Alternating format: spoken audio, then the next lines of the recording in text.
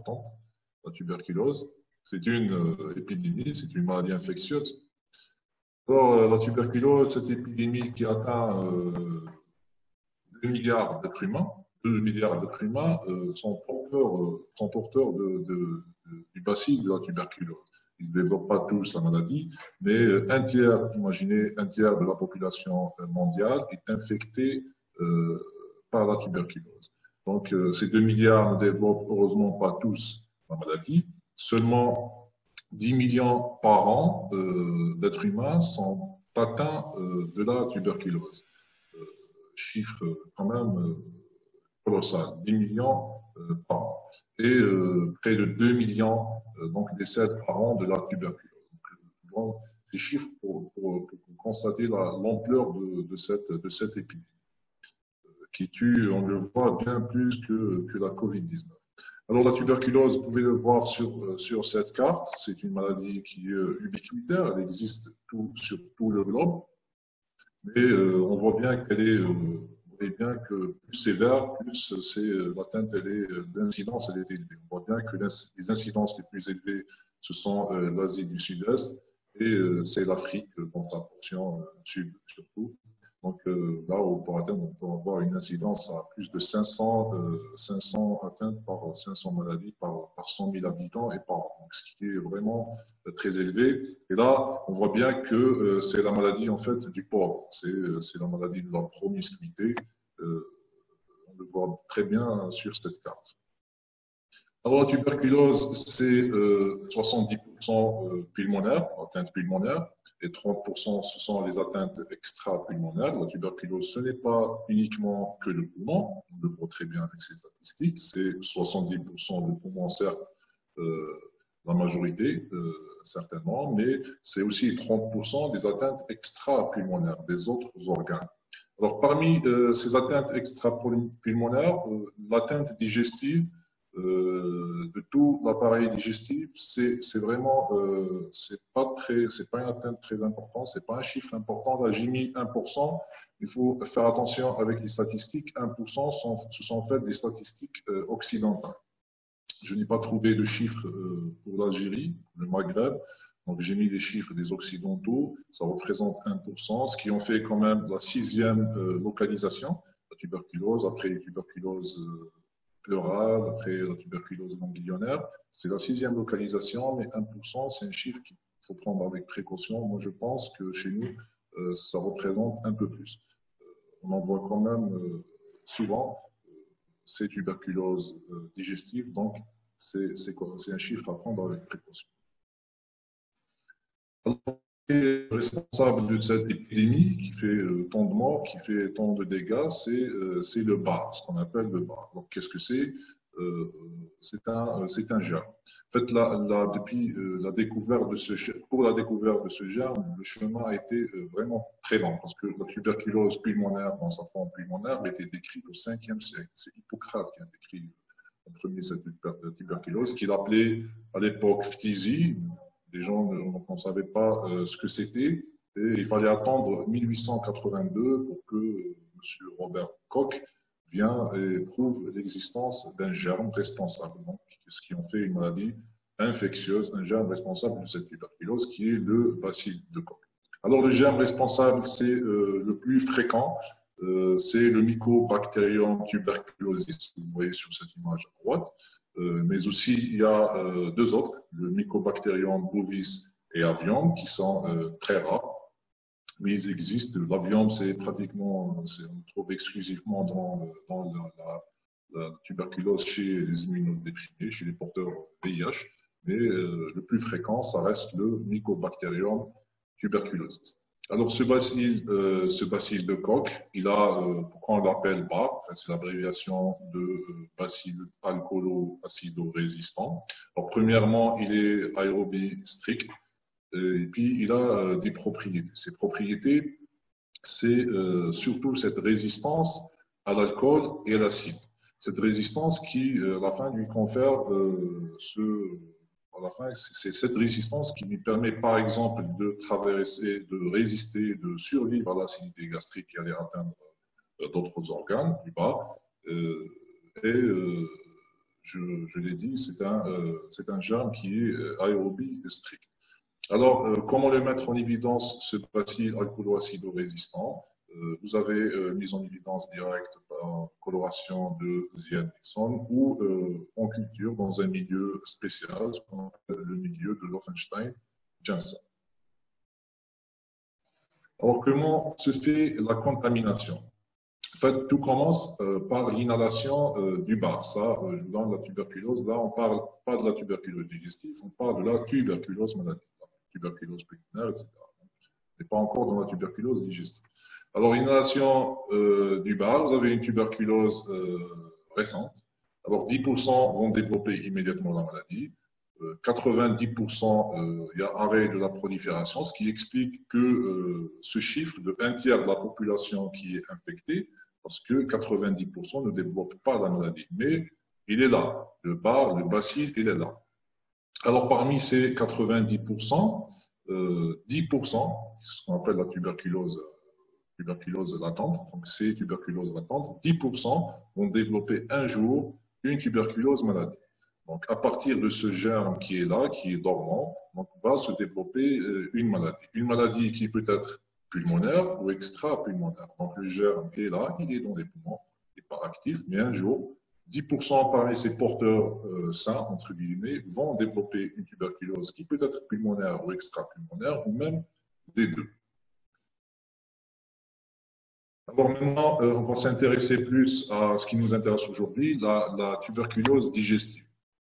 Alors, la tuberculose digestive, c'est surtout la tuberculose intestinale et la tuberculose péritonéale. Mais il faut avoir à l'esprit que d'autres localisations peuvent exister. Elles sont anecdotiques, la tuberculose œsophagienne, la tuberculose gastrique, la tuberculose même hépatique, elles existent, mais sont rarement décrites, c'est pratiquement des cases reports, donc on ne va pas les développer. On va juste les citer, mais les plus fréquents, ce sont les tuberculoses intestinales et péritonéales, du péritoine et de l'intestin. Alors, comment se fait cette contamination? Alors, le poumon, c'est simple, c'est l'inhalation du bas. Donc, on sait très bien comment ça se fait. Maintenant, pour l'intestin et le péritoine, qui sont quand même des organes intra-abdominaux, on se demande comment se fait cette contamination. Alors, il y a deux voies. Il y a la voie primaire, ou direct, c'est carrément par ingestion du bacille, soit ingestion, c'est soit du lait non pasteurisé qui est souillé, des fois des aliments souillés. On a même décrit des tuberculoses chez les nouveau-nés qui allaitent, donc lait maternel contaminé, etc. Donc ça, c'est une ingestion directe. Et comme on connaît ces propriétés du bacille acido-alcoolo-résistante qui, j'ai oublié de dire, sont dues principalement à sa coque, une coque qui est riche en lipides, qui lui donne ces propriétés de résistance à l'acide et à l'alcool, vont traverser l'estomac, vont se loger dans l'intestin va se développer, à ce moment-là, va se développer une tuberculose intestinale. Alors, il y a une autre voie, ce n'est pas la seule voie, cette voie primaire, l'autre voie, c'est la voie secondaire. Alors, la voie secondaire, c'est soit par ingestion, et c'est l'ingestion des sécrétions bronchiques. Alors, le bacille, il est dans les poumons. Après ingestion des sécrétions bronchiques, il faut aussi passer jusqu'à l'intestin. Et vous avez d'autres voies, comme la dissémination lymphatique, c'est-à-dire qui va passer par le réseau lymphatique. Ça, c'est quand il y a surtout atteinte ganglionnaire, donc qui va le diffuser vers l'intestin, voie lymphatique. Aussi par contiguïté, quand il y a des ganglions, une atteinte ganglionnaire à côté, adjacent à l'intestin, donc un ganglion peut se rompre et atteindre l'intestin, donc c'est ce qu'on appelle l'atteinte par contiguïté. La tuberculose péritonéale, alors là aussi deux voies principales d'atteinte. Vous avez la primo-infection, lors de la primo-infection pulmonaire, dans les états surtout de miliaire tuberculose, quand il y a une atteinte multi-organes, de tous les organes pratiquement, cet état de miliaire, donc il y a aussi atteinte péritonéale. Et aussi l'atteinte des ganglions mésentériques, donc là c'est à peu près par continuité ou par diffusion lymphatique, quand il y a atteinte des ganglions. Aussi l'atteinte par contiguïté, c'est quand on voit des tuberculoses des organes de voisinage, surtout pour la tuberculose génitale, et donc par contiguïté voire atteinte péritoniale. Des fois, c'est dû à une rupture aussi d'adénopathie intra-abdominale. C'est ça à peu près des mécanismes de contamination. Alors là, je le rappelle, la tuberculose digestive, ce n'est pas que l'intestin et le péritoine. Il y a l'œsophage, il y a l'estomac, ça peut être le foie, ça peut être le pancréas. Tous ces organes peuvent être atteints de tuberculose. Donc, mais c'est vraiment une partie infime des atteintes digestives. Là, on va s'intéresser surtout à la tuberculose intestinale et péritonienne. Pour la clinique, si on veut parler de la clinique dans la tuberculose, déjà, il y a des signes communs. La tuberculose, des signes cliniques, il y a des signes cliniques qui sont communs à toutes les tuberculoses, que ce soit pulmonaire ou extra-pulmonaire. Vous allez trouver dans les tuberculoses déjà un terrain particulier. On l'a vu au début, je vous ai dit que c'est une maladie de la promiscuité, la maladie du gros. Donc, vous allez trouver ce qui est commun à tous les malades de tuberculose. C'est digestif ou autre.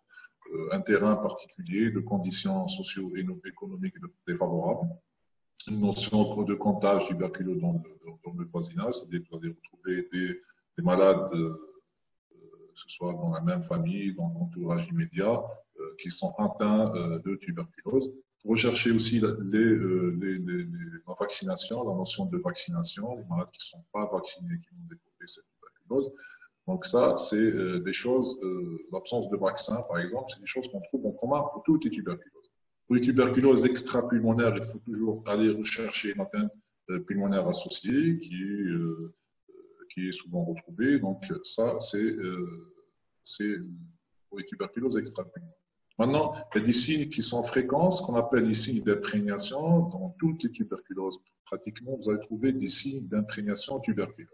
C'est des signes généraux, de la fièvre, de l'asthénie, des sueurs nocturnes, une altération de l'état général. Ça, c'est pour toutes les tuberculoses.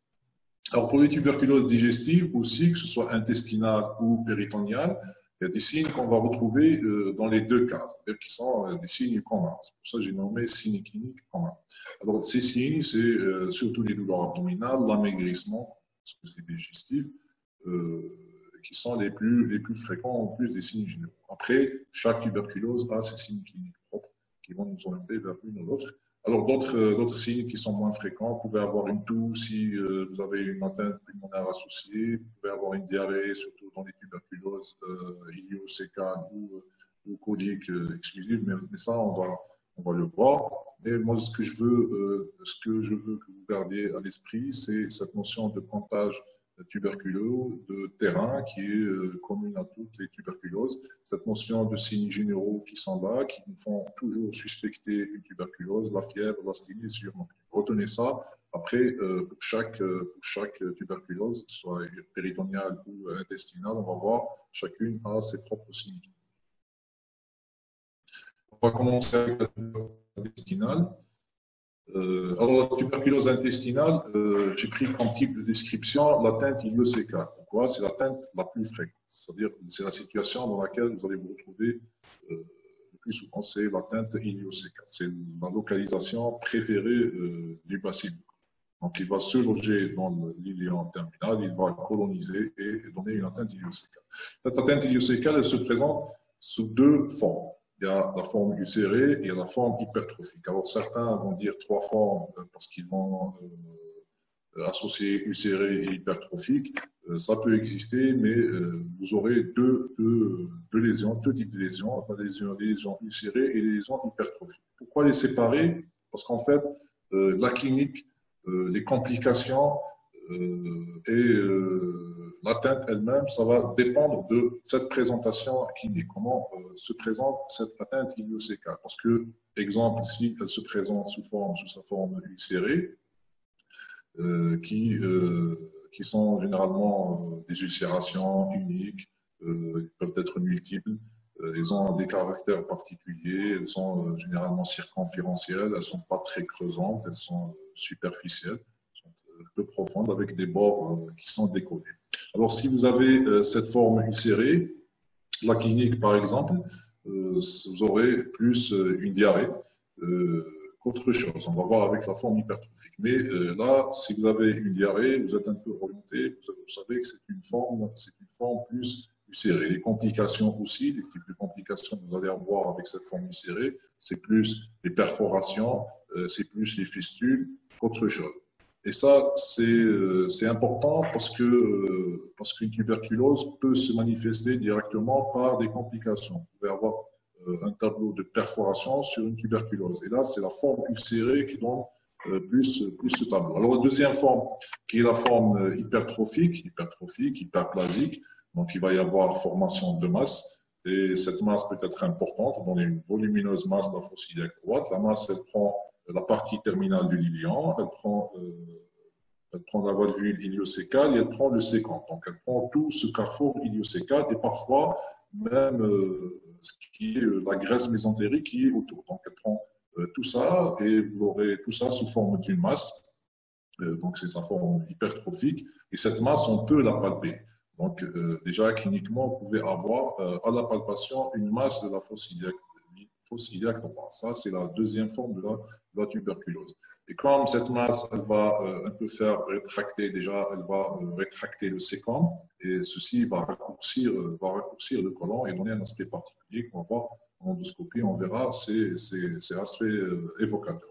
Alors, des fois, ce n'est pas une volumineuse masse, mais c'est uniquement un aspect de pavage du séquent, et même de l'iléan, ou un aspect de pseudopolypoïde, c'est-à-dire que vous aurez plein de polypes, un amas de polypoïdes qui sont situés dans le séquent, sur la valvule, et qui sont assez évocateurs de cette tuberculose. Mais la forme de la masse, on peut la voir et on peut même la palper. Donc voilà, et ça, par exemple, la forme hypertrophique, les complications que vous allez avoir, ce n'est pas comme la forme ulcérée, plutôt des perforations ou des fistules. Là, c'est autre chose. C'est comme il y a une masse, l'effet de masse. Donc, il va y avoir, et vous allez avoir plutôt des symptomatologies d'occlusion ou de subocclusion et des douleurs abdominales. Beaucoup plus ça que quand dans la forme ulcérée, vous aurez des hémorragies, des perforations, des fistules, etc. Vous voyez que les deux formes ne se manifestent pas de la même manière, ne développent pas les mêmes symptômes et ne donnent pas les mêmes complications. Pour ça, il est intéressant de les séparer. Maintenant, vous pouvez avoir l'association des deux et donc avoir après les deux symptômes, et les deux complications. Alors, la clinique dans la tuberculose intestinale, ce que vous pouvez avoir, ce n'est jamais spécifique de la tuberculose. Donc, ça va y avoir des douleurs abdominales, des nausées, vomissements qui sont dus surtout au syndrome subocclusif. C'est un trouble du transit quand on est formes ulcérées. Un syndrome de Keinig qui sont des douleurs comme ça atroces, qui sont très aiguës. Et parfois des signes extra-digestifs, il faut les rechercher quand vous avez des atteintes pulmonaires ou extra-pulmonaires. Vous voyez bien que la clinique, elle est vraiment très pauvre, qui n'oriente pas vraiment vers ce diagnostic de tuberculose. Parce qu'en fait, ici, ce que je voudrais exposer, c'est que le diagnostic de la tuberculose, il est délicat. Le diagnostic de la tuberculose digestive, il est très délicat. Pour arriver à ce diagnostic, pour être orienté vers ce diagnostic, il faut vraiment il faut vraiment pousser dans les explorations, il faut éliminer les autres diagnostics différentiels. Et rien ne peut nous orienter à la phase clinique ou biologique, par exemple, et faire ce diagnostic. C'est ce que je veux vous retenir. Alors, l'examen physique, bien évidemment, il est très pauvre. Si vous avez une grosse masse, vous avez palpé cette masse, peut-être, mais ça, c'est pas fréquent, les grosses masses la fosse iliaque droite. Il faut faire un examen systématique, locomoteur, lymphoganglionnaire, et urogénital. Ça, c'est à la recherche d'autres localisations qui peuvent être associées. Mais ça reste un examen pour ne pas avoir beaucoup de renseignements après cet examen. Alors, la biologie standard, on peut trouver des anomalies, oui, mais qui ne sont pas constantes et qui ne sont pas spécifiques de la tuberculose. Donc, si anémie, on peut avoir anémie dans mille et une étiologies. Donc, anémie, on peut retrouver cette anémie, une lymphocytose, une VS qui est accélérée. Souvent, dans la tuberculose, on trouve une VS qui est accélérée. Des fois, un syndrome carentiel dans la tuberculose intestinale, et ça, c'est dû à la malabsorption. Vous allez avoir à la biologie des taux d'albumine, de cholestérol et de triglycérides qui ne sont pas. Maintenant, l'IDR, la tuberculine, qui est un examen de routine qu'on peut faire comme ça rapidement, mais l'IDR, attention, ça ne veut rien dire. L'IDR, la tuberculine, tout ce que ça veut dire, déjà, il y a beaucoup de faux négatifs, même si c'est positif, on retrouve dans moins de 30% des cas, ça ne veut pas dire qu'il y a tuberculose active. Ce que ça veut dire, c'est qu'il y a eu contact déjà avec une tuberculose. Donc, ce n'est pas vraiment un examen qui va nous rapporter grand chose. Alors, on va faire, après la biologie, on va faire des autres examens. Il faut toujours faire un téléthorax et un ESP. Ça, c'est des examens standards, des examens de routine. Téléthorax, c'est surtout pour voir l'état du poumon, rechercher une tuberculose pulmonaire associée. Alors, les autres examens qui vont explorer le GRAL. Là, notre objectif, c'est d'aller explorer le GRAL. Vous disposez de deux examens radiologiques, le transit du GRAL et l'entéro-TDA, l'entéro-scanner. L'entéro-scanner, c'est un examen qui va bien explorer le GRAL.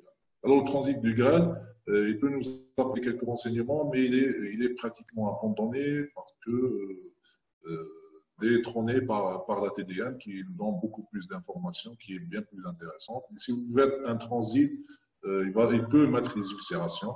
Il peut montrer un rétrécissement du GRAL avec une distension d'amont ou un épaississement avec une distension d'amont. Ça, c'est caractéristique des formes hypertrophiques iliocécales. Il peut aussi montrer la rétraction du sécom. Donc, tout ça, c'est des signes qui peuvent orienter, qui ne sont pas du tout, je le rappelle, spécifiques. Donc, l'entéro-TDM, examen intéressant, il peut décrire un épicissement et décrire la nature de cet épicissement, inflammatoire, fibreux, etc. Donc, il peut aussi nous orienter vers une tuberculose, mais il ne dira jamais que c'est une tuberculose à coup sûr. Donc, il faut faire attention avec ces examens. C'est des examens d'orientation, ce n'est pas des examens de certitude. Alors, j'arrive à l'examen qui va nous permettre d'avancer, parce que vous allez me dire quel est l'examen finalement qui va nous permettre de faire le diagnostic de cette tuberculose. Donc, je vous dis que le chemin est long. Là, nous n'avons que des examens qui vont nous permettre peut-être d'écarter d'autres diagnostics et nous orienter vers ce diagnostic. Mais l'examen qui est, je considère comme étant le carrefour, c'est cette endoscopie. Endoscopie ilioscoloscopie, c'est-à-dire que vous allez explorer tout le côlon et une partie de l'ilium. Alors, cette iliocoloscopie, déjà, elle va nous permettre d'aller voir ce qui se passe à l'intérieur, d'aller voir les lésions macroscopiquement. Alors, ce que vous allez retrouver, ce sont les ulcérations, quand c'est une forme ulcérée ou mixte, une sténose, s'il y a sténose, surtout de la valvule iliocécale ou de la dernière encéphalale. Parfois et très rarement, la tuberculose peut ne se manifester que par des érosions. L'aspect rétracté du sécom aussi, on peut le constater, et l'aspect aussi pseudopolypique. Mais, encore une fois, ces lésions ne sont pas spécifiques de la tuberculose. Donc, quelle est la solution? Là, on a accès à la lésion. Donc, on peut aller analyser cette lésion. Et là, on fait des biopsies. Donc, c'est l'examen qui va nous permettre, pas parce qu'il va décrire les lésions de faire le diagnostic, non. Il va toujours nous décrire des lésions qu'on peut retrouver dans d'autres étiologies. On va voir quels sont les diagnostics différentiels de la tuberculose intestinale. Il va nous permettre de faire des analyses, de cette lésion. Et qu'est-ce qu'on va faire? On va faire, qu'est-ce qu'on va faire? On va faire des biopsies. Les biopsies vont permettre une étude histologique, une étude bactériologique. Deux études qui vont nous faire avancer, avec lesquelles on va avoir certains diagnostics. Alors, le diagnostic de certitude pour dire enfin est-ce que c'est une tuberculose, est-ce que c'est autre chose, c'est premièrement l'histologie. Alors, l'histologie, on va rechercher, trouver, quand c'est une tuberculose, les granulons, les fameux granulons épithéloïdes et gigantocellulaires avec nécrose caseuse. Mais là aussi, je dis, faites attention. Le principal diagnostic différentiel de la tuberculose, c'est la maladie de Crohn. Et alors, le diagnostic, c'est celui qui va pratiquement et souvent le même tableau, c'est la maladie de Crohn dans sa forme idiocécale. Alors, et même dans la maladie de Crohn, dans sa forme idiocécale, on peut retrouver ce granulant. C'est vrai qu'il ne ressemble pas tout à fait à celui de la tuberculose, mais on retrouve le granulant sans nécrose caseuse. Et dans la tuberculose, souvent, on retrouve le granulant sans nécrose caseuse. Quand il y a la nécrose caseuse, on est pratiquement sûr que c'est la tuberculose, mais sans cette nécrose caseuse, ça peut être une maladie de Crohn. Donc là, c'est la mise en évidence du bacille de Koch qui s'impose. Si on voit le bacille, si on le retrouve, on est là, enfin, sûr que c'est une tuberculose. Comment le retrouver, ce bacille? Alors, vous avez les colorations, mais elles sont très peu rentables, elles sont positives au moins de 20% des cas. On va le mettre dans le milieu de Lowenstein, Jensen, mais il faut attendre jusqu'à 30 jours pour avoir le diagnostic. Il y a la PCR qui est très efficace, qui peut être positive dans 70% des cas, donc elle a une bonne valeur prédictive positive, donc il faut toujours faire la PCR et ça peut nous permettre d'avoir un diagnostic de vous l'avez vu, entre la suspicion, entre la présentation de cette tuberculose et le diagnostic, quand même, on est passé par plusieurs examens. Ce n'est pas aisé comme diagnostic. Ça, c'est du fait que les lésions, j'allais dire, sont partagées par beaucoup d'étiologies, d'autres étiologies, et principalement, je le répète, la maladie de Crohn. Donc, il faut faire très attention. Alors, pour vous résumer un peu, la tuberculose, elle va se présenter dans la majeure partie des cas, soit sous forme de masse abdominale, soit c'est un malade qui se plaint de syndrome occlusif ou subocclusif, soit c'est une diarrhée chronique, et des fois c'est carrément avec des complications, soit en occlusion, tableau d'occlusion chirurgicale, soit c'est des fistules, soit des hémorragies, perforations, etc. Donc ça, quand on a cette présentation, et je vais rajouter à ça le fait de la forte suspicion de tuberculose sur les signes d'imprégnation sans trouver d'autres localisations. Ça pourrait, mais c'est rare comme mode de présentation. Mais sinon, c'est ce que vous allez avoir. Là, on va faire des examens complémentaires. On va passer par tout ce qui est examen biologique, etc., mais ça ne va pas nous rapporter des réponses. Donc, on va faire une TDM TDM aussi qui ne verra pas toutes les lésions, les ulcérations, la forme ulcérée ne sera pas vue à la TDM, c'est plutôt la forme hypertrophique. TDM, tout ce qu'elle peut voir, c'est une masse, un large épaississement, etc. Et là, on va compléter par les endoscopies. L'endoscopie peut trouver des lésions, on l'a vu, en faveur de la tuberculose, et elle va nous permettre de faire des biopsies pour cette étude histologique, pour mettre en évidence le Mycobacterium tuberculosis.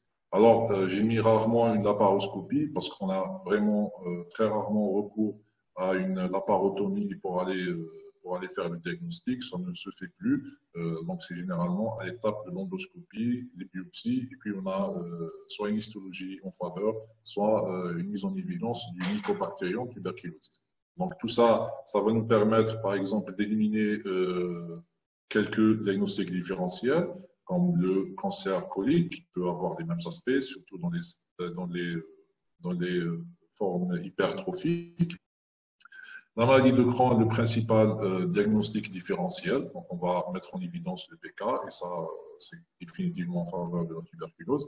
Sinon, vous avez d'autres formes, comme dans les appendicites pseudotumorales, ça donne à peu près le même aspect que cette atteinte idiocécale. Il y a l'atteinte la yersignose aussi qui peut donner le même aspect, mais ça, c'est le diagnostic qu'on peut éliminer rapidement. Le principal diagnostic, je le répète, c'est la maladie de Crohn, donc il faut faire très attention, même à l'histologie. Si vous avez ce granulant tuberculosis, ça ne veut pas dire que c'est une tuberculose. Faites attention, il faut qu'il y ait une nécrose caseuse, il faut mettre au mieux en évidence le Mycobacterium tuberculosis. Alors, on parle de la forme idiocécale qui est la plus fréquente, mais ce n'est pas la seule. Ce n'est pas la seule forme. Alors, vous pouvez avoir des tuberculoses coliques exclusives, c'est-à-dire extracécales, en épargnant le sécom. Et là, c'est la symptomatologie qui va différer. La symptomatologie diffère selon les localisations, la symptomatologie et les complications. Donc, si vous avez une atteinte colique extrasécale, c'est plus une diarrhée. Et si vous faites une endoscopie, vous allez trouver des ulcérations qui sont atypiques, qui ne sont pas en faveur de la maladie de Crohn, de la RCH par exemple. Elles se compliquent souvent d'hémorragie.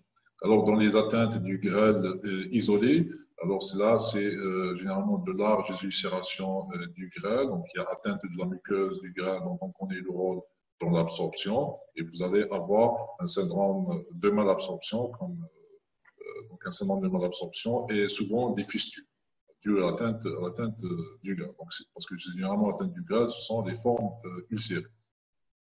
On peut avoir aussi une tuberculose duodénale isolée, une tuberculose duodénale, mais là, vous aurez une symptomatologie pseudo plus les épigastralgies pseudo-ulcéraires. Ça ressemble d'ailleurs l'ulcère duodénal est un diagnostic différentiel. Donc, vous voyez que la clinique, elle diffère de la localisation. Nous, on a parlé de la localisation iliosécale, mais là, si vous avez d'autres localisations, vous pouvez avoir d'autres symptômes différents. La tuberculose appendiculaire isolée est vraiment très rare comme entité et exceptionnelle. Généralement, l'atteinte appendiculaire s'intègre dans l'atteinte du carrefour iliosécal avec la forme iliosécale. Donc, elle est exceptionnellement isolée. L'atteinte rectale isolée peut exister. Et à ce moment-là, ça va donner des symptômes rectaux, c'est-à-dire des ténèbres, des épreintes avec des émissions ressemblantes. La tuberculose anopérinéale, sa forme anopérinéale, il faut y penser. Alors, il faut y penser surtout quand vous avez ces suppurations, ces fissures chroniques qui persistent, qui récidivent avec des suppurations, etc. Il faut penser à la tuberculose et l'évoquer. Vous voyez bien que d'autres formes peuvent exister. En deuxième partie, c'est la tuberculose péritoniale, la tuberculose du péritoine. La tuberculose elle se manifeste par une acide. Dans l'extrême majorité des cas, elle se manifeste par la formation d'une acide. C'est le symptôme révélateur. Et du coup, toute la clinique de la tuberculose péritoniale sera des symptômes de l'acide, tout simplement. Bon, bien sûr, là, et je le répète, en plus des signes d'imprégnation, en plus des signes communs qu'on a vus tout au début, vous aurez des signes cliniques ou des symptômes de l'acide. Alors l'acide, cet acide, la tuberculose, elle s'installe vraiment très progressivement. Alors, on peut avoir de l'acide de la petite jusqu'à la grande abondance, c'est-à-dire que ça peut être une acide de petite abondance, comme on peut avoir des distensions abdominales importantes, c'est-à-dire les acides de grande abondance. Alors les symptômes, c'est la distension abdominale due à l'acide, les douleurs abdominales aussi. On peut avoir des troubles du transit, surtout la constipation, parfois alternance diarrhée et constipation. Mais la tuberculose péritoniale, c'est l'acide. D'où le problème diagnostique de cette tuberculose péritoniale.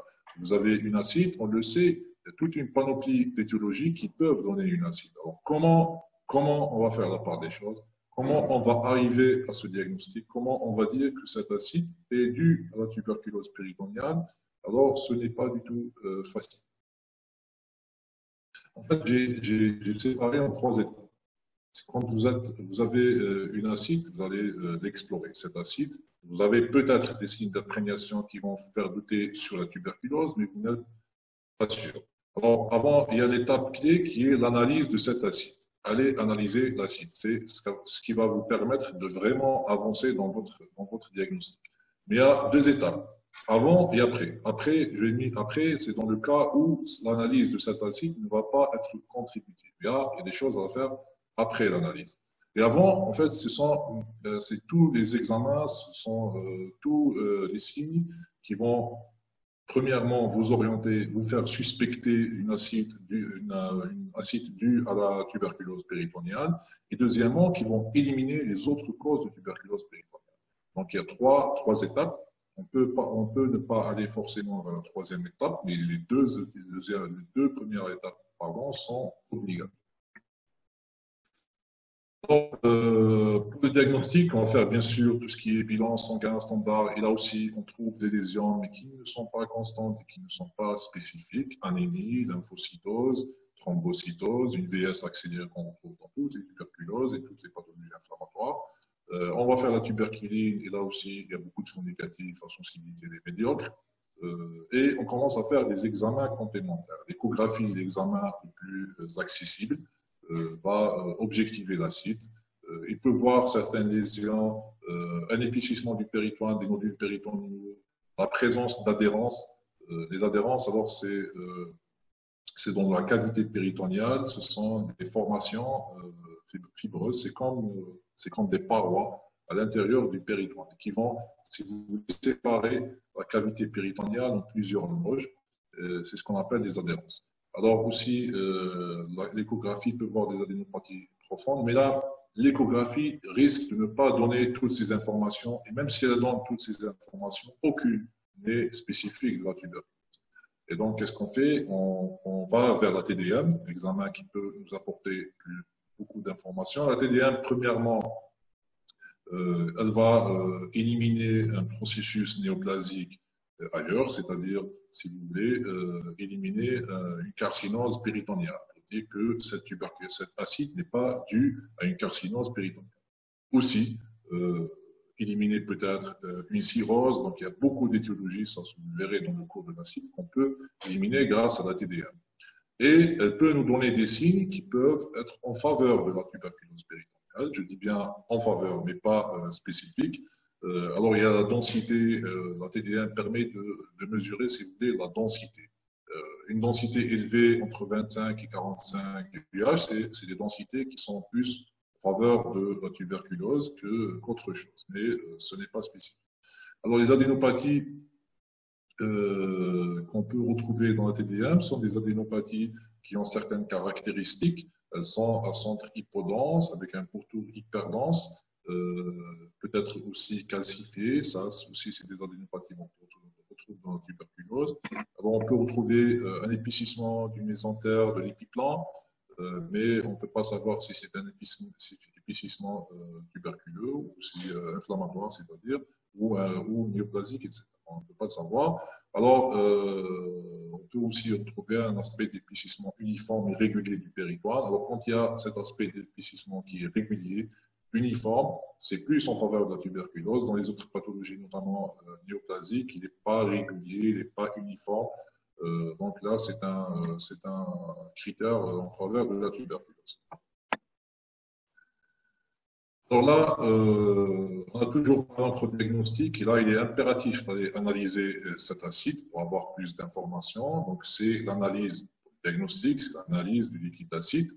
Dans le liquide d'acide, dans la tuberculose, le liquide d'acide, il est gencitrin, et c'est un exudat, c'est-à-dire qu'il est riche en protéines, que le taux de protéines est supérieur à 30. Alors, on va calculer aussi le taux GASA. Alors, le GASA, c'est le taux d'albumine du sérum du sérum vous savez qu'on va prendre le taux d'albumine du sérum et le taux d'albumine du sérum, ça veut dire le sang, et le taux d'albumine de l'acide, et on va faire une soustraction. Si vous avez si ce taux est inférieur à 11 grammes par litre, vous êtes plus en faveur. En fait, en réalité, il nous permet surtout d'éliminer une origine d'HTP, c'est-à-dire l'origine de l'acide qui est due à l'HTP. Donc ça, c'est quand il est supérieur à 11. Quand il est inférieur à 11, ce sont les autres étiologies, mais déjà, vous arrivez à éliminer une des étiologies. Donc là aussi, ce n'est pas pour le diagnostic de la tuberculose. Alors, l'analyse du liquide d'acide, elle va nous permettre une analyse biochimique, une cellularité on va retrouver une cellularité qui est riche en lymphocytes, donc une prédominance en lymphocytes. Un examen cytologique, une étude cytologique, on va rechercher surtout les cellules néoplasiques, ce qui serait en faveur de l'acide carcinomateuse. Après, une étude biochimique, dans la tuberculose péritonéale, nous avons un taux d'LDH qui est élevé. Parfois, on retrouve des concentrations faibles de glucose. Mais vous avez vu que tout ça ne nous permet pour l'instant pas de dire que cet acide est d'origine tuberculeuse. Ça nous permet d'éliminer certaines étiologies et ça nous fait que nous orienter, d'autant plus que ces signes ne sont pas constants. Alors là, c'est dans la tuberculose intestinale, c'est l'étude bactériologique. L'étude bactériologique très importante. L'examen microscopique, je vous le dis, il a une sensibilité médiocre. Il ne va pas, c'est moins de 10% de positivité, donc c'est pas du tout un bon examen. Et la culture, alors il y a deux modes de mise en culture du liquide d'acide. Je le répète, c'est le liquide d'acide. Alors, soit sur milieu solide, comme tout à l'heure dans la tuberculose intestinale, c'est-à-dire au milieu de Wolfenstein-Jensen. Alors là aussi, sensibilité qui reste médiocre, positivité inférieure à 30%. Il faut attendre plus de 45 jours pour avoir un résultat et risquer, bien sûr, soit une complication, soit une aggravation de l'état du malade. Donc, il y a une nouvelle technique, assez nouvelle, c'est la mise en culture sur milieu liquide. Ça, en fait, c'est une technique qui est très fiable. Regardez, elle a une valeur prédictive négative, c'est-à-dire de 100%. C'est-à-dire que quand elle est négative, vous êtes à 100% sûr que ce n'est pas une tuberculose. Alors, le délai aussi, il est raccourci, c'est en 2 semaines, on peut avoir un résultat. Sauf l'inconvénient de cette technique, c'est une technique très coûteuse, c'est une technique qui demande un matériel spécial et c'est une technique qui demande une manipulation spéciale parce qu'elle utilise des substances nucléaires, c'est-à-dire des éléments nucléaires. Donc, ce n'est pas du tout une technique généralisée, mais vous devez le savoir, il existe une culture sur un milieu liquide spécial qui a une excellente valeur prédictive négative, donc elle est de 100%. Mais nous, ce qu'on utilise en pratique courante, c'est la culture sur un milieu solide, ordinaire, le milieu de Wolfenstein-Jensen. Ça, vous devez impérativement connaître et vous devez le mémoriser. L'ADA. Alors, l'ADA, il a révolutionné la prise en charge et le diagnostic de la tuberculose péritonéale. Qu'est-ce que c'est l'ADA? C'est une enzyme. C'est l'adénosine désaminase. C'est l'enzyme adénosine désaminase. On va la doser. On va doser l'activité de cette enzyme. Pourquoi l'activité? Parce que c'est une enzyme, en fait, qui rentre dans le processus d'activation des lymphocytes T. Les lymphocytes T qui sont processus qui sont activés par le mycobactérium, justement. Plus ces lymphocytes T sont activés par le mycobactérium, plus l'ADA est élevé, l'activité de l'ADA est élevée, donc on va la doser. À partir d'un seuil supérieur à 30 unités par litre, mais faites attention en absence de cirrhose et d'immunodépression parce que ça fausse le seuil, ça fausse le diagnostic. Il faut qu'il y ait absence de cirrhose et d'immunodépression. Donc à partir de ce seuil, regardez, on a une excellente valeur prédictive positive et négative. C'est-à-dire que si c'est supérieur à 30, on est pratiquement sûr que c'est une tuberculose. On est sûr que c'est une tuberculose. Si c'est inférieur, si c'est bas, si on n'a pas d'activité, là, on est sûr que ce n'est pas une tuberculose. Donc ça, c'est un examen qui va nous permettre d'avoir un diagnostic, sans avoir recours à la troisième étape que j'ai citée tout à l'heure. C'est-à-dire ici, à l'analyse du liquide d'acide, on a notre diagnostic. Alors c'est un examen, j'ai mis peu coûteux, mais il est encore très coûteux chez nous, parce qu'on ne le fait pas ici, ça se fait ailleurs, il est envoyé ailleurs. Donc ailleurs, c'est devenu un examen en Europe et dans l'Occident, c'est devenu un examen qu'on fait de routine pratiquement. Il n'est pas coûteux pour eux, on peut le reproduire, il suffit de faire une fonction de liquide d'acide. Mais chez nous, c'est un examen qui reste coûteux et pas accessible parce qu'il ne se fait pas chez nous. Donc là, vous ayez votre pratique courante, des difficultés pour ce diagnostic. Si vous faites l'ADA, c'est très bien, vous pouvez avoir un diagnostic, c'est quasi sûr. Si vous ne le faites pas, et là, vous devez passer à autre chose. Alors ça, c'est juste pour le citer, mais ce n'est pas des examens qui vont nous permettre d'avoir un diagnostic. On peut faire la PCR qui a un coût très élevé ici, avec un rendement qui est très bas. Donc, très bas. Donc, ce n'est pas un examen très bon, mais ça existe. Alors, il y a aussi le dosage de l'interféron gamma, très prometteur, mais c'est plus pour les formes latentes, il est plus spécifique pour les formes latentes. Alors, la tuberculose, si on n'a pas de diagnostic à l'analyse du liquide d'acide, là, l'ultime recours, on doit passer à l'autre étape, la dernière étape, c'est bien sûr d'aller ouvrir, d'aller explorer la cavité péritonéale. Quand on n'a pas le choix, on doit le faire parce que c'est très invasif, donc on doit laisser en ultime recours. Mais c'est ce qui va nous permettre d'avoir un diagnostic, enfin, de certitude. Alors, qu'est-ce qu'on fait?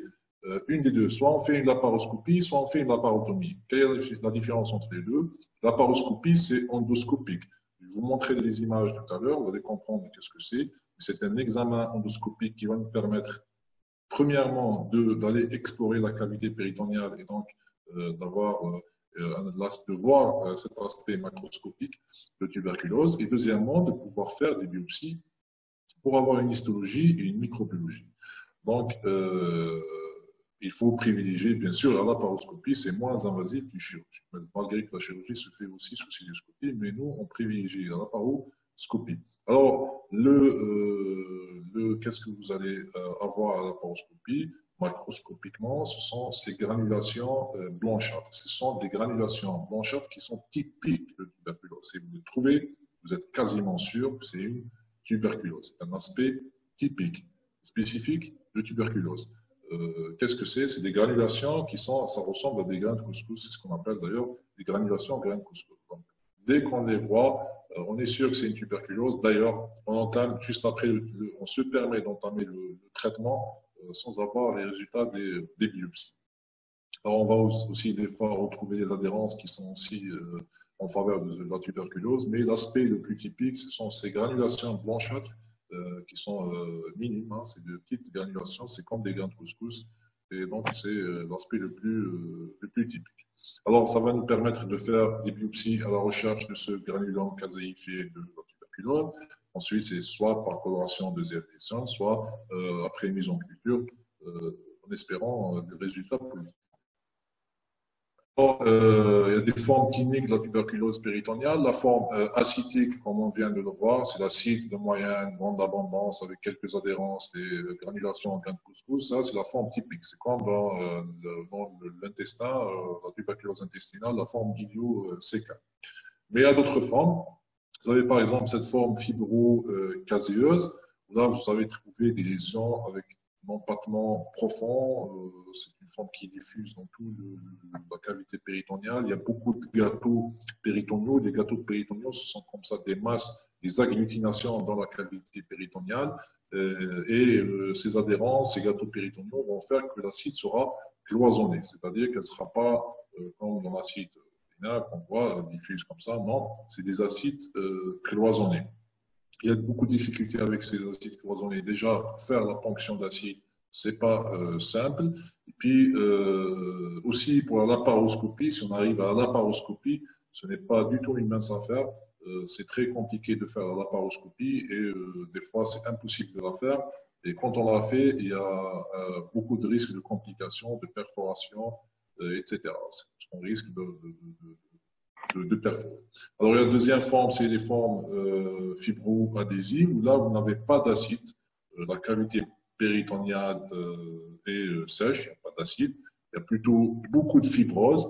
Et ce sont ces formes qui donnent souvent des syndromes occlusifs assez rares dans la tuberculose péritoniale, mais ça existe. Donc, il y a des formes, sachez qu'il y a des formes où il n'y a pas du tout de liquide dans la cavité péritoniale, mais ce sont quand même des tuberculoses. C'est rare.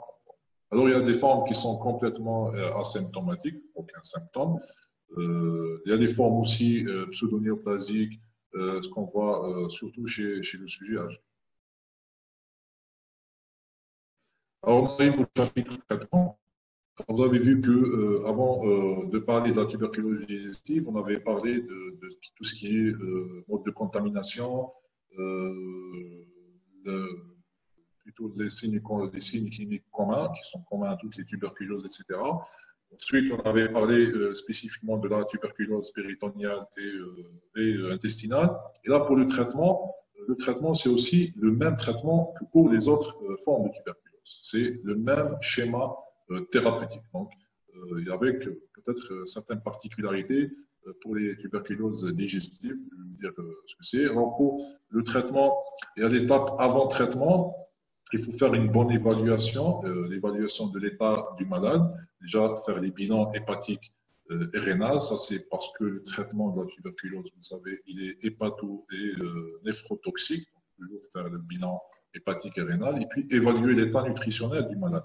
L'état nutritionnel, est-ce que c'est un malade qui est dénutri? Est-ce qu'il y a un syndrome de malabsorption? Il faut faire le bilan biologique, les taux d'albumine, de cholestérol, etc. pour avoir une idée sur cet état nutritionnel. Il faut prendre le poids du malade. Le poids, premièrement, pour avoir une idée sur l'état, on va avoir l'IMC, l'état du malade, l'état l'état général du malade. Et puis la prise de poids elle est importante parce qu'elle va nous permettre de suivre l'évolution l'évolution après le traitement. La reprise du poids est un critère de guérison. Donc c'est important d'avoir tous ces paramètres. Aussi, il faut noter bien sûr les antécédents allergiques, neurologiques et pathorénales pour le traitement et toute autre prise médicamenteuse. Après, il faut commencer par le traitement symptomatique. Si votre malade présente un état général altéré, s'il est dénutri, là, il y a priorité d'hospitaliser votre malade et de corriger ses troubles nutritionnels. C'est une priorité. Ça fait partie du traitement. Avant le traitement antituberculeux, il faut commencer par ça. En tout cas, même au moins en même temps. Mais il faut corriger les troubles nutritionnels. Il ne faut pas donner un traitement de la tuberculose avec votre maladie dénutrie et lâcher dans la nature. Le traitement ne sera pas efficace. Donc, commencez par la correction des troubles nutritionnels avec un apport calorique riche et bien sûr, vous devez hospitaliser votre malade si son état ne permet pas une prise en charge non ambulatoire.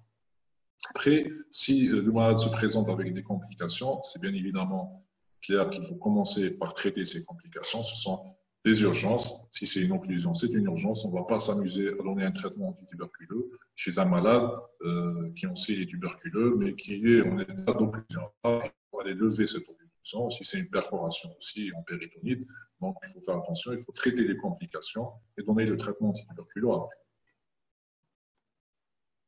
Le traitement antituberculeux, c'est le même schéma pour toutes les tuberculoses.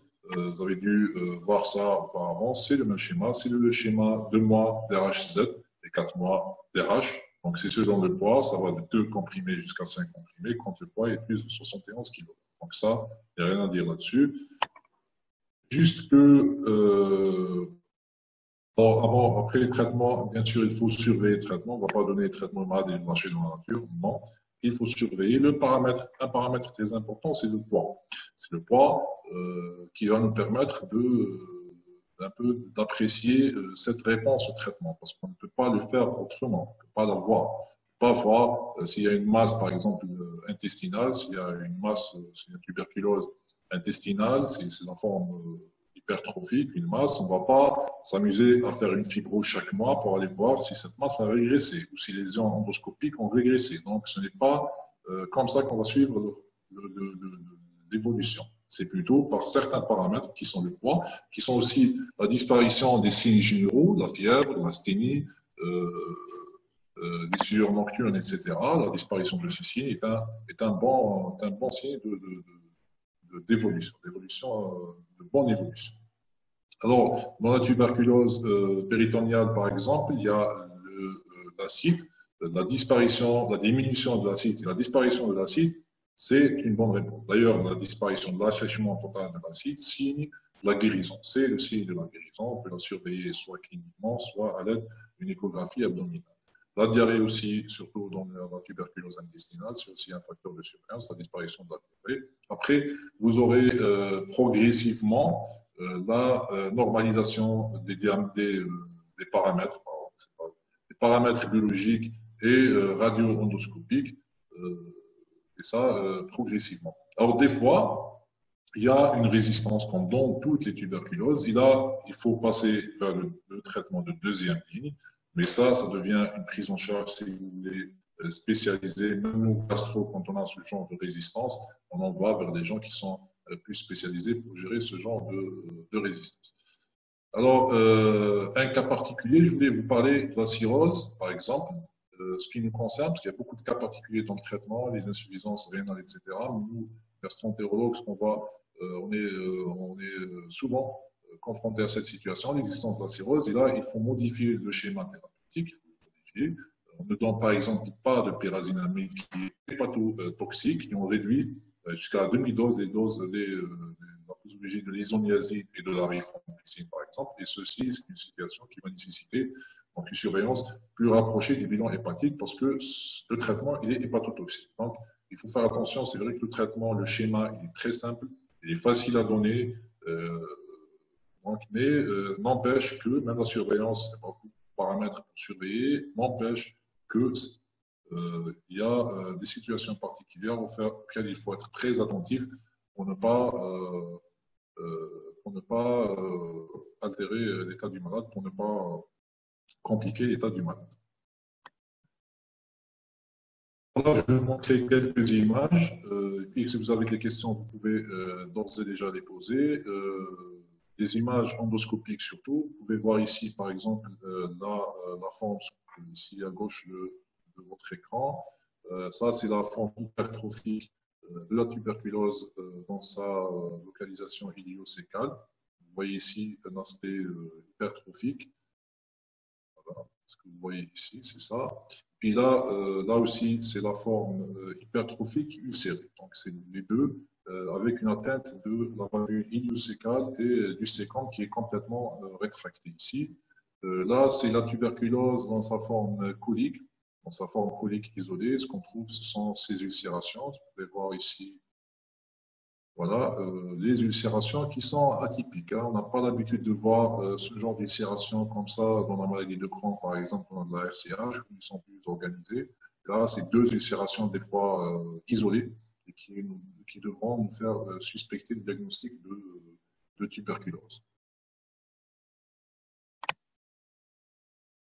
Alors là, pour dire qu'il n'y a pas que la localisation péritoniale et intestinale dans la tuberculose, regardez, ça c'est une tuberculose anopérinéale.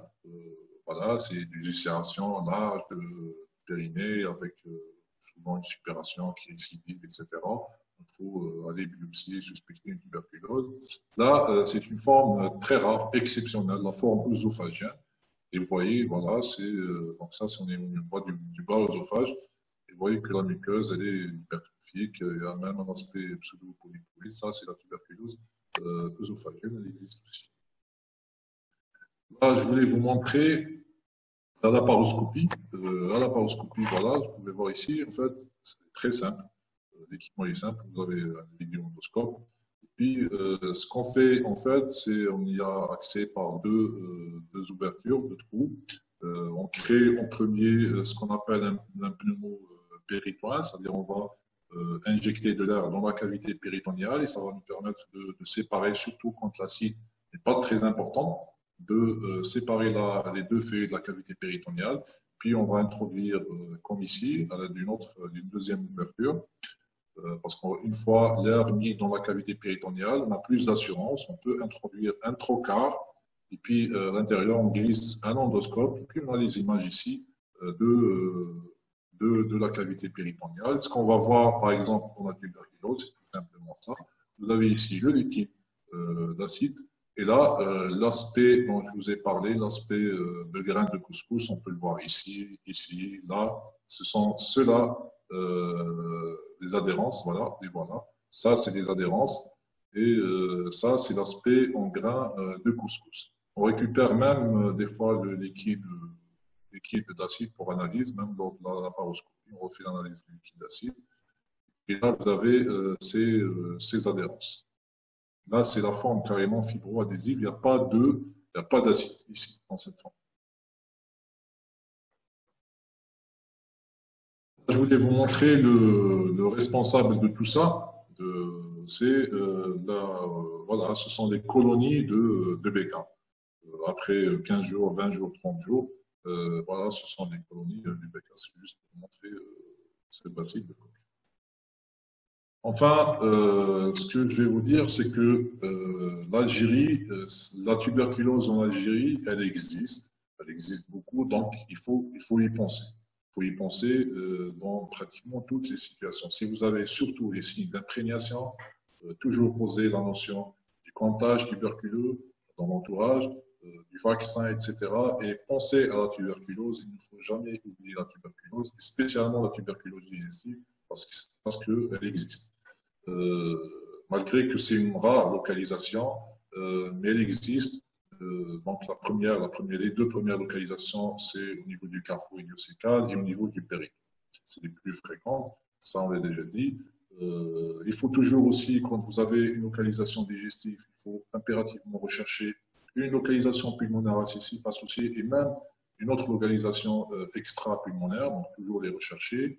Et puis, sachez que pour le diagnostic de la tuberculose, la clinique, la biologie, l'imagerie et l'endoscopie ne sont que des examens ou des signes d'orientation. Ils ne vont pas nous permettre d'établir un diagnostic. Le diagnostic, c'est à l'histologie et à la bactériologie. C'est les seuls éléments pour le diagnostic de certitude. L'ADA, on en a parlé tout à l'heure, très prometteur. Ça va peut-être à l'avenir nous éviter d'aller vers des examens très invasifs et nous permettre un diagnostic de la tuberculose sans avoir recours aux autres examens. Alors, pour traiter la tuberculose, il faut bien évidemment prouver son existence. Il faut en dernier recours éliminer les autres diagnostics différentiels.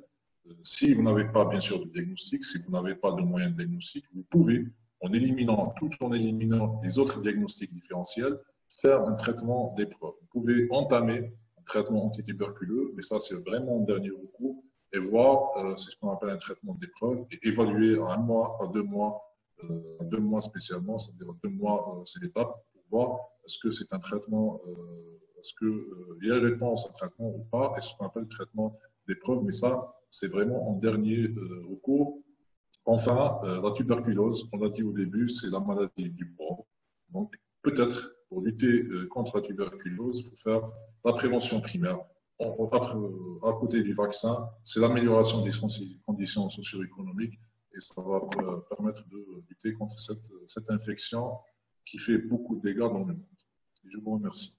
Je vais répondre à vos questions.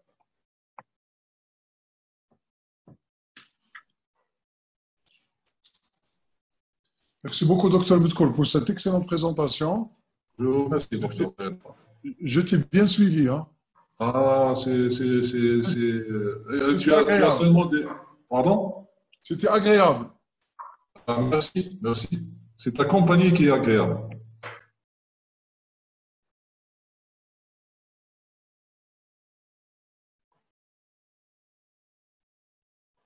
Alors, il y a une question, est-ce qu'on peut avoir la tuberculose digestive sans passer par la tuberculose pulmonaire? La réponse est oui. On peut ingérer la tuberculose digestive, on peut ingérer le mycobacterium bovin, par exemple, ou des aliments, je l'ai dit au début, des aliments souillés, même ça a été décrit, le lait maternel souillé. Donc oui, la réponse est oui.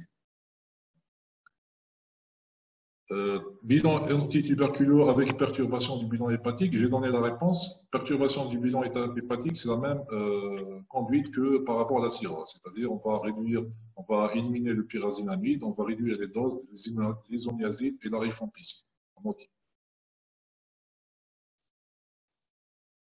Les antituberculeux hépatotoxiques, ce sont les 3, l'isoniazide, la rifampicine et à moindre degré, et surtout le pyrazinamide. On va abolir en cas de problème hépatique. Alors, les corticoïdes, je ne voulais pas les évoquer parce que c'est un sujet de discordance. Il y en a qui disent qu'il faut donner des corticoïdes, il y en a qui disent qu'il ne faut pas donner des corticoïdes. Donc, pour vous, j'ai préféré ne pas évoquer ce sujet, le sujet des corticoïdes. Mais sachez que nous, dans la conduite de routine, dans la pratique courante, on ne donne pas de corticoïdes. Mais il y en a qui donnent.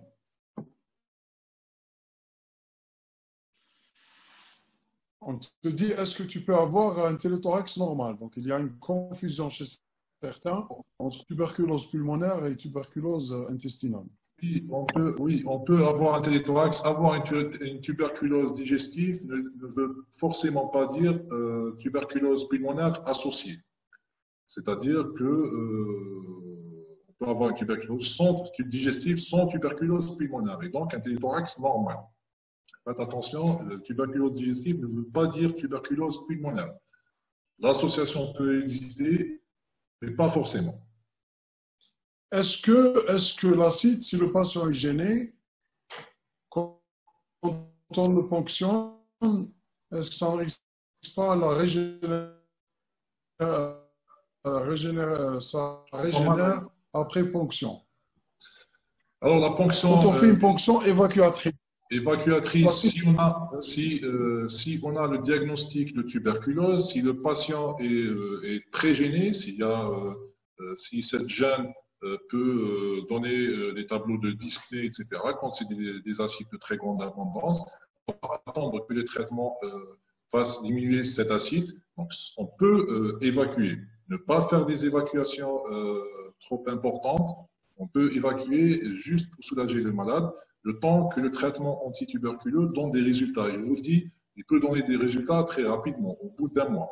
Mais parce que dans la tuberculose, à la base, on n'a pas ces acides de très grande abondance, très gênantes, comme dans les acides de carcinose péritoniale ou dans les acides du LHTP. Il y a une question, on te demande, si possible, de hiérarchiser les examens à demander. Il y a plusieurs examens. Oui, oui, oui, tout à fait, oui. Je l'ai fait, j'ai essayé de le faire depuis le début. J'ai mis une petite hiérarchie. Moi, ce que je voulais, je vais revenir là-dessus.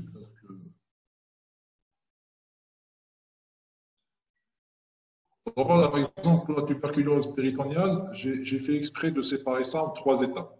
Ce n'est pas une hiérarchie, mais pour vous dire que, parce que pour le diagnostic de la tuberculose, en fait, c'est des étapes. Il faut arriver au diagnostic histologique, qui n'est pas tout le temps accessible. Et donc, il nous faut des examens d'orientation, des examens qui vont peut-être éliminer d'autres diagnostics. Les examens d'orientation, c'est surtout la biologie, comme ici dans la tuberculose péritoniale, tout ce qui est biologique, l'imagerie, l'endoscopie.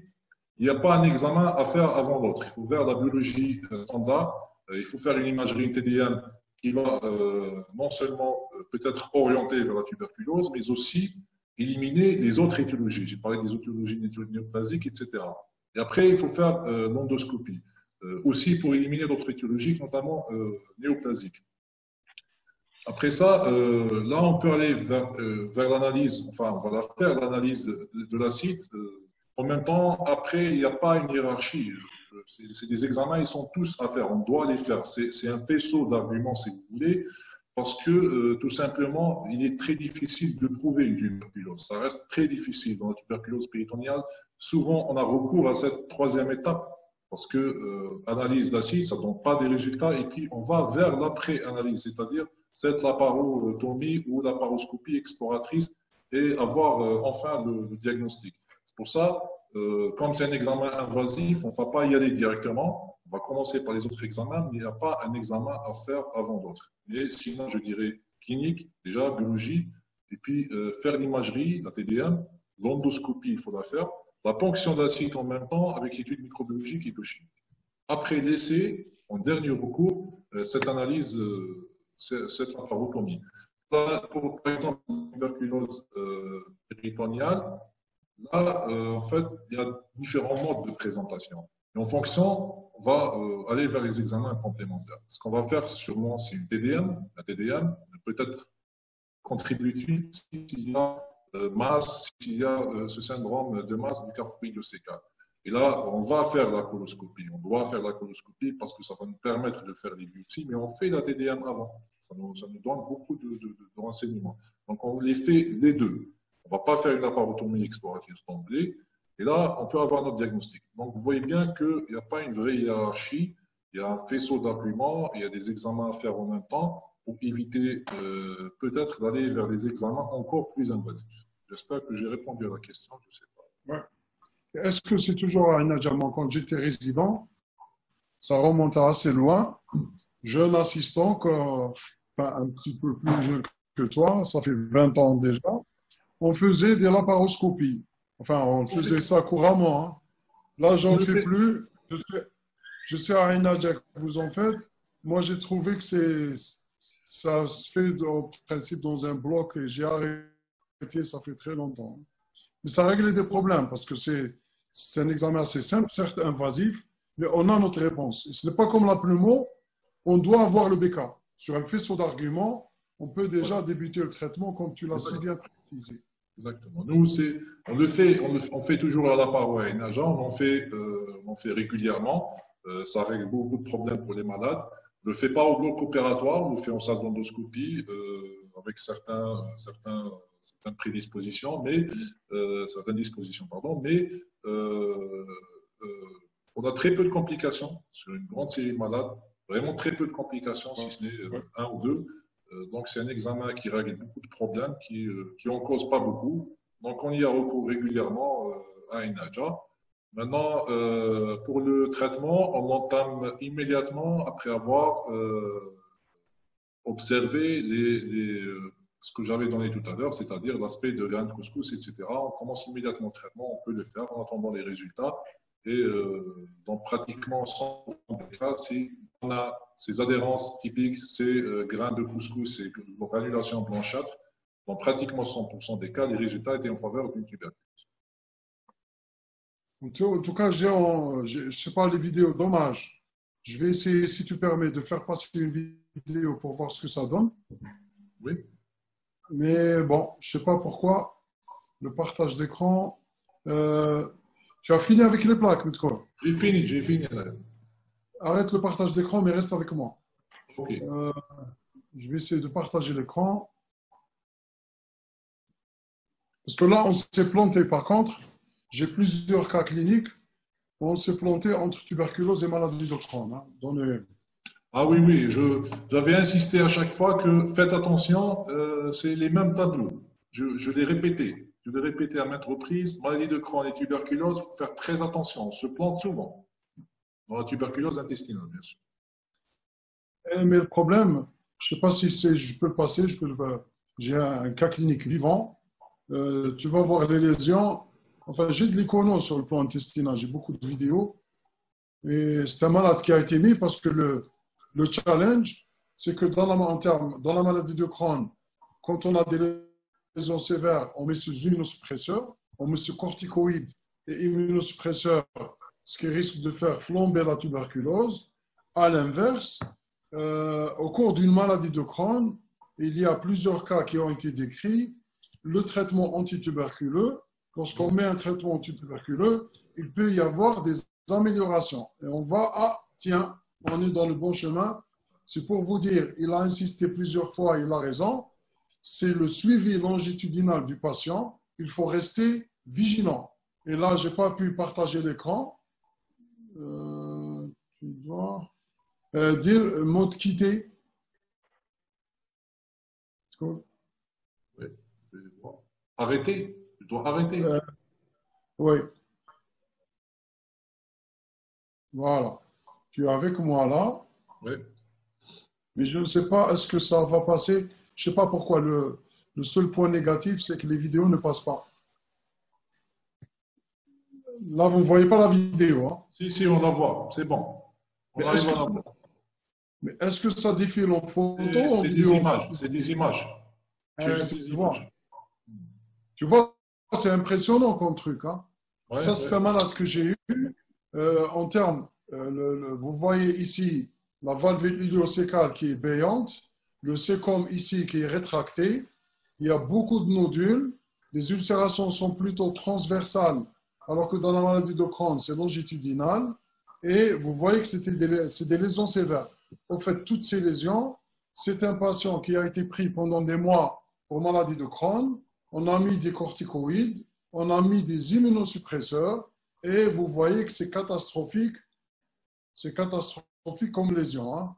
Et le diagnostic, bon, il a fait une forme sévère qui a amené le patient au bloc opératoire. Et finalement, sur la pièce opératoire, il y avait, bon, c'était une tuberculose. Par contre, on peut s'aider au scanner, il peut y avoir des adénopathies nécrosées.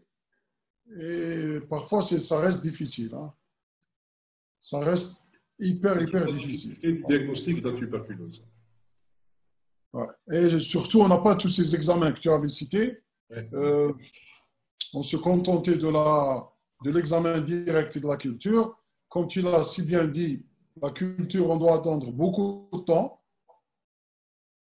Et souvent, on attend pour rien. Et donc, à certains moments, on va se lancer. On va se lancer à l'aveugle et parfois on se trompe.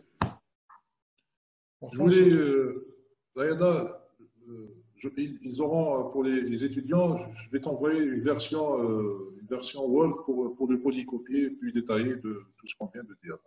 Je vais t'envoyer par mail. Ah ben, ça serait génial, merci.